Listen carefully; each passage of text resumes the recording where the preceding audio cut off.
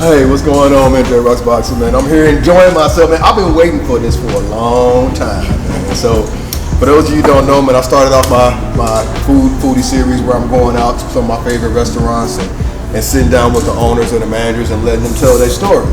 Now, if you've been following me for a while, you also know I love pho, and it's pho, not pho, right? Right. So, I am here at one of my favorites, if not the favorite, pho restaurants with the owner, Hang. Hey there. So she was gracious enough to give us some time out of her busy schedule. She's got a beautiful restaurant and the food is very good. So, and we got all this beautiful food in front of me, man. So before we get to all this, I wanted to let you kind of introduce yourself and tell your story. I know the story. You've already told me the story. I come in here a lot, so I know the story. I've heard it 100 times, but I'm gonna let her tell her story about, you know, how you got started and the history and all that good stuff. So go ahead. Yeah, so I grew up in Southern California and my family moved here in 2003.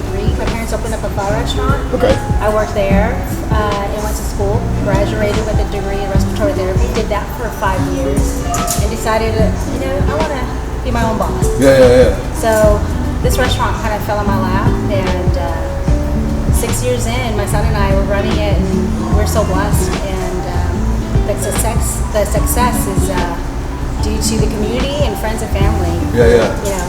Yeah. It's very thankful.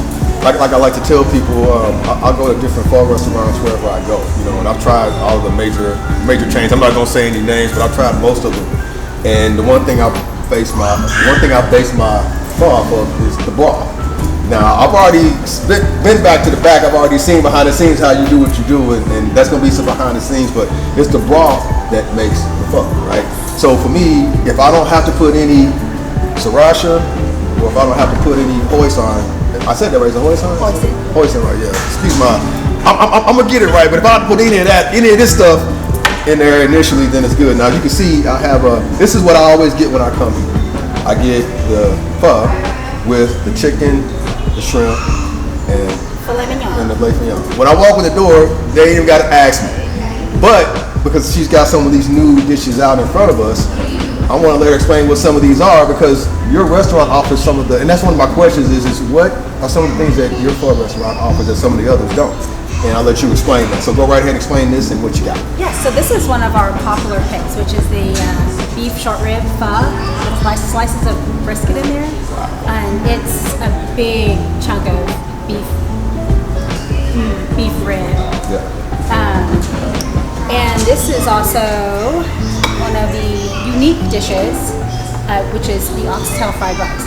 So we braise the oxtail for a few hours, and then I take the meat off of the bone, and it's stir fried in the fried rice with green onion and egg, and then it's topped with a vinegar. So it's rich and very flavorful.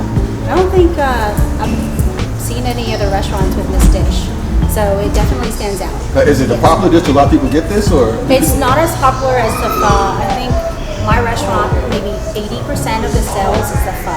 Okay. Yes. Okay. And so a lot of people order the short rib and also the filet mignon beef pho because it's so tender and lean, which is the beef that you have in your pho. Yes. Okay. Yeah. All right. Okay. Now what is this? Okay. So this is the beef knuckle bone, and I use 100 pounds of beef bones as well as other cuts of beef to cook the base of the broth. And this is simmered overnight. So it's a 24-hour process before I actually release and dump out all the bones to save the broth to cook the pho. Okay. So, and then I wanted Damien to try the bone marrow since he's never had it before. Yeah. So we were before we started shooting, we were talking about the bone marrow, and I hadn't really thought of that. And it's served on bread. So explain to me how the bone marrow, how you get it in, how it's served, and what you see. This is where all of the beefiness and the flavor comes. It's infused in the soup. So the marrow is what? Okay. Yes, the marrow is what makes all of the beefiness very hearty, very Wow. Yes, it's full of flavor, and especially the marrow inside of the bone. So it comes up, the fat that comes out of it, it just gives it full of flavor. So the more bone marrow you cook, the more flavorful it is. So about 100 pounds of beef broth is It's a lot. You saw how much bugs was in there. I'm eating. I'm sorry. I'm sorry. I couldn't wait. But yeah, I saw all that in the back. So since we're talking about the routine, you said it takes 24 hours. Tell me what a typical day looks like for you as a restaurant owner. And I know, but I want you to tell the people how your day normally starts. You know, I know you're married, you have kids and all that. So explain how that process works and how that goes. Well, being a restaurant owner and a mom, I'm normally up around 5 o'clock in the morning. Have my cup of coffee. Of course, gotta have coffee. Little me time. Absolutely. And my husband's up at the same time, so we get to talk, just daily conversations before the kids get up, and then I cook them a warm breakfast every morning before school. Now, is it the same thing for the breakfast? Do they have like their favorites or? No, it's random. Some days it's sausage and bacon and toast or ham and cheese. Some days when I'm lazy, we'll eat packaged ramen, which is really good. Really good and really bad. But yes, and once they go to school, I leave the house and I start, stopping at my daily stores to pick up groceries. Right. Yes. And I remember you would explain that to me. So you basically say that the reason why your food stays so fresh is because you buy only like a couple days at a time, right? Yes. So I don't stock a lot on everything, especially vegetables. I go out of my way to stop every other day to buy bean sprouts, basil, cilantro. I buy small amounts so that the vegetable stays fresh. Right. So you can taste the freshness in the food. Yeah, absolutely. Yeah. Right. Okay, so you make your stops. You get here about 10 in the morning, 9:30 or 10. And you guys open at what time? 10:30. Okay, so 10:30. All right, so you get here, and now do you do any preparations the night before you come in the morning, or you just make it all when you get here at 10:30? How does that work? It's all prepped already. So cutting vegetables, it just, whatever's low that needs to be cut. But I've figured after, 6 years doing this, I've figured out how to, time management. That's all it's about. So I figured out how to do things where I'm not overwhelming myself, when I get in. Right. So I've gotten it down. Okay. Yes. Okay. As a restaurant owner, as a business owner, I can relate. So I'm going to ask you this question: What is the hardest thing about being an owner and a parent and a wife? What's the hardest part? Is it just the time management? Is it trying to spend time with you? What do you find the hardest, most difficult for you? Because it's just staffing. I have this balance. It's hard to balance, family life and work life. Yeah. And I just have to figure out how to balance all of that, which sometimes is hard. But my husband is very understanding, and we make it work. Yeah. So. Okay. All right. Cool. I go to a lot of pho places, and I can tell you, when someone does it right and actually puts love in their dish, this is that place. Every time, from the first time to this time, they greet me, they treat me like family, and I just feel like I've always been here. So come check it out and get some of the best pho you ever had. A foodie and a restaurant owner, you said you don't really like to go out. Your family, they don't eat out a lot, right? You pretty much like home cooked meals, right? So you do most of the cooking at home. I do. Your husband doesn't cook it out. He doesn't. He uses the microwave very well. That sounds like me. No, I cook a lot. Okay, so that's funny. The microwave master, I get it. Okay, so pizza. You said you like pizza. Yes. So I like my pizza too. Shout out to my pizza. I may come see y'all too. So I like obviously the good thing about my pizza is that you can make it your way. Obviously everybody knows that. So when you go, what is your my pizza that you make? Is it cheese? What do you put on yours? Cheese, pepperoni, sausage, lots of peppers. Whatever is spicy. You like spicy? Yes. Wow. I can eat spice. I can eat a lot of spice. Okay. Yeah, spice is good. Depends on what it's on. I can't do a lot of spicy food, but it depends, right? Okay, so let's keep going since we were talking about food. Let's talk about crawfish and seafood. That's my jam too. Outside of this, I can eat seafood every day. Okay, so we were talking about crawfish and the best crawfish routines. Now you said that some of the best you've ever had is kicking crab. Now to differentiate, I asked her a question and I said, do you like the crawfish that's in the bag? It's got all in one shebang and everything in it, or do you just like it just fresh, steamed in a bowl with the sauce and everything on it. And you said, I like the garlicky, buttery seasoning. yeah. Yes, it's more flavor. I don't like the dry rub. You don't like the dry rub? I love garlic. Crawfish, lots of garlic, butter. Do you make crawfish as well? Do you cook your own crawfish? I can make crawfish. And that's the funny thing is I cook a lot. And so I prefer to just cook at home. It's a lot easier. A lot easier. You know what you're getting. You know what you're eating. Right. Okay. All right. So, you cook your own. I have to have you make some crawfish for me. Okay. So, when you go to the seafood, do you always eat crawfish? Do you like obviously fried food? What fried food? Do you like fried fish? Like you say you like fried seafood, fried food. So. Yes, I like fried chicken. You know, like hanging out with the brothers, man. So, do you cook your own? So, is it your fried chicken or? No, actually, I like golden chick fried chicken. Golden chick is all right, man. You know what I'm saying? They all right with me. It's a golden chick, all right. Chicken. You gotta eat chicken. Okay. I'm gonna be fat before I leave today, man. I've already seen behind the scenes in the kitchen. Do you primarily do the cooking, or does anybody else do it? Or how does that work behind the scenes? I have three cooking making the base of everything. I do all of that. You do all of that? Yes. Okay. And they just put everything together. So I season everything, and then like the sauces. I make all the sauces, and they just put everything together. Okay. All right. Now the recipe for this is this from your mom? You said it's from your parents, or where did you get the recipe from? I got the recipe from my parents, and I tweaked it a little bit. Okay. Now going back to your history with your parents, y'all used to eat this a lot. You obviously in Vietnam, right? Or where? It's for Vietnamese. Vietnamese, right. So it's like it was the daily cuisine. Was like every other day, or? No, at home it's, my mom would probably make it once a month. It wasn't something that she'd always make. Okay. So that's why this is like a delicacy because we didn't get to eat this a lot. Okay, so I want to try this since we're talking. Yeah. So tell me how to. Bro, I'm bouncing all over the place, y'all. I'm sorry. I'm getting excited all this food in front of me, man. My bad, man. I'm sorry. But no, so how do you eat this? And explain to what this is again. This is the beef bone. Okay, beef bone. Okay. Inside of the beef bone, there's bone marrow. So this is,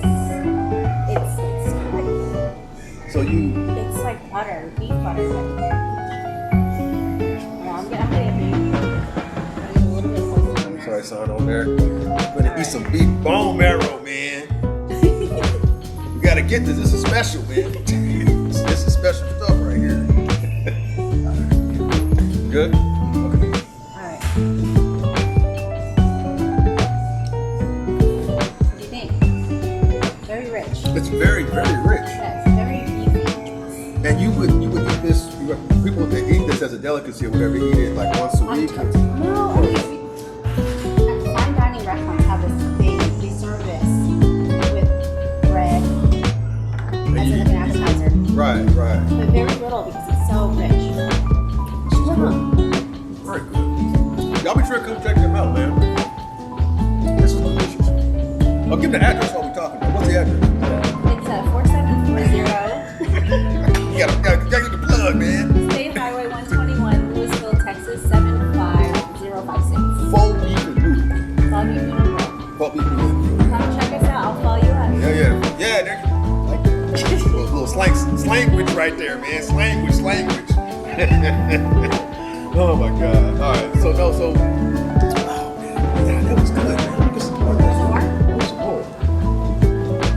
more of this, man. So anyway, we were talking about your back home in Vietnam, the recipe. So now, how did you know that the recipe was going to be a hit? How did you just people try? Did a lot of people ask for it back home, or how did that work out? You know, my mom, she loved to cook, and she had no experience when she opened up her restaurant. So the restaurant back home? No, in Vietnam. Oh, Vietnam, yeah. So she just did what she knew when she came here, and she loves cooking. So when you're passionate about something you love, you figure out how to make things taste good according to your palate. Yeah, everybody's palate is different. Yes. Right. And that's where I got it from my mom. That, when she opened up her restaurant, that's what she did. She just played with everything and figured how to make it taste good. Yeah. And that's how I got the trick from her, definitely. Good. Yeah, can tell. Okay, so you've gone out to other restaurants. You've gone to try out. All right. So when you go, and so let me back up. If you want to be, if somebody's never had this dish before, had pho before, what do you use to judge? How should they characterize and judge a restaurant, a pho restaurant? What should they look for? What do you look for? When someone comes in, they say this is their first time having pho. I always tell them, it takes 1 or 2 times to actually taste the flavors of pho. Like, you don't know what you're getting the first time. Right. You know? So the second time you come in, like, okay, I can taste the cinnamon, or I can taste the ginger. And the more you eat it, you can appreciate all of the stuff that's in there. You can taste the difference. And that's why when you go to different pho restaurants, you can tell that the broth is made differently. Yeah. Yes. I think it's, it's according to your palate.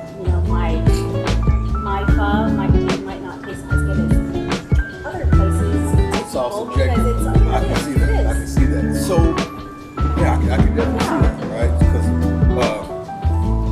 obviously your pho goes very well with my palate. When I come here a lot. But so, get back to the question: when you go to these other restaurants, what do you? Is that what you're trying to figure out? Would you go back a couple times to kind of figure it out? Since you said that it's take a couple times to get used to your palate, or obviously you're kind of biased because you got good ones. Yes. Good. How does that work? I mean, I just thought just try it. There's no harm in wanting to see if, dang, this isn't pho. Or, like, there might be a day where I'm too lazy to cook. Like I'm not cooking today. Yes, or come back from out of town, which we like to go eat pho and we eat Yeah, I do the same thing. So Yeah, it's like, yeah. I know where to stop for good pho. Okay. So, That's what's up. Okay. Out of all your dishes you make here, what's your favorite dish? pho, of course. Well, what do you put in? I normally eat the filet mignon and meatballs. And tendon. Tendon's full of collagen. It keeps you young. Yeah, so there was a lot of collagen. We were talking about this in the back too. So collagen is important, right? So you get that from what? The collagen comes from the bone. Yeah. See, I'm getting educated, man. I learned a lot in 2 hours, man, here at the Pho spot, man. I'm gonna be a starter. I need a certificate, man. I'm gonna be a Pho connoisseur, man. So yeah, man. So now we're basically wrapping up the shoot, man. It's been great, man. So we just want to thank you for all that. So anything else you want to say to the camera, man?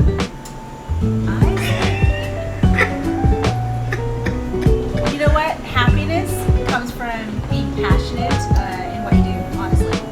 And you can, and I tell my son, is, you find something that you enjoy doing, you love, it makes life fulfilling and fun. And if you make a lot of money from it, that's just a bonus. Yeah, It is, honestly. that's how I feel about boxing, and I never thought that I would actually be doing.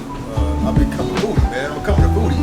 I said I'm gonna actually do. I love this food so much. I come here so much. Like I want to broadcast. I want to put it on my podcast. You know what I'm saying? And so I appreciate you letting me come out here and let me into your business.